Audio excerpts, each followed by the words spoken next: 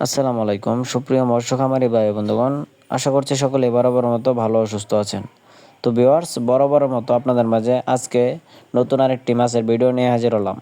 আজকের ভিডিওতে আপনাদের মাঝে আলোচনা করব থাই পাঙ্গাস মাছ কীভাবে পুকুরে চাষাবাদ করবেন এবং এই মাছগুলি কতদিনে চাষ করলে বাজারজাত করতে পারবেন, এই মাছগুলি বাজারে কীরকম চাহিদা ও দাম রয়েছে তা নিয়ে কিছু বিস্তারিত আলোচনা করব। সম্পূর্ণ ভিডিওটি লক্ষ্য করে দেখবেন।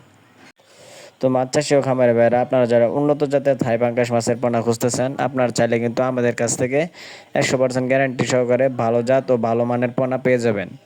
আমরা সারা বাংলাদেশে এই মাছের পোনাগুলি হোম ডেলিভারির মাধ্যমে সরবরাহ দিয়ে থাকি। তো চলেন ভিউয়ার্স, জানা যাক আপনারা কোন পুকুরে এই থাই পাঙ্গাস মাছগুলি পুকুরে চাষ করে সফল হতে পারবেন। অবশ্যই আপনাকে থাই পাঙ্গাস চাষ করতে গেলে পুকুর প্রস্তুত করে নিতে হবে।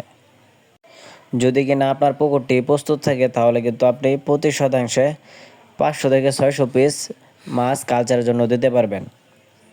তো ভিউয়ার্স, পুকুরে মাছ কালচার দেওয়ার আগে অবশ্যই আপনাকে ভালো জাত ও ভালো মানের পোনা দেখে সংগ্রহ করতে হবে। যদি আপনি ভালো জাতের পোনা সংগ্রহ করতে পারেন তাহলে এই মাছটি আপনারা 5 মাসে 2 কেজি প্লাস ওজন আনতে পারবেন। আমাদের কাছে যে থাই পাঙ্গাসটি আপনি দেখতে পাচ্ছেন, এটি কিন্তু অরিজিনালি থাইল্যান্ডি থাই পাঙ্গাস মাছের পোনা। এই পোনাগুলি খাই কম দ্রুত বড় হয়। এই মাছগুলি আপনার 5 মাস যদি পুকুরে চাষ করেন তাহলে অবশ্যই আপনার 2 কেজি প্লাস ওজন আসবে এক একটা মাছের। তো আপনি যদি এই মাছগুলিকে সঠিক পরিচালনা ও সঠিকভাবে লালন পালন করতে পারেন তাহলে কিন্তু অবশ্যই আপনি এই মাছ চাষে সফল হতে পারবেন। তো ভিউয়ার্স, ভিডিওটি ভালো লাগলে অবশ্যই আমাদের ইউটিউব চ্যানেলটিকে সাবস্ক্রাইব করে রাখুন এরকম মাছরূপী নিত্য নতুন ভিডিও পেতে।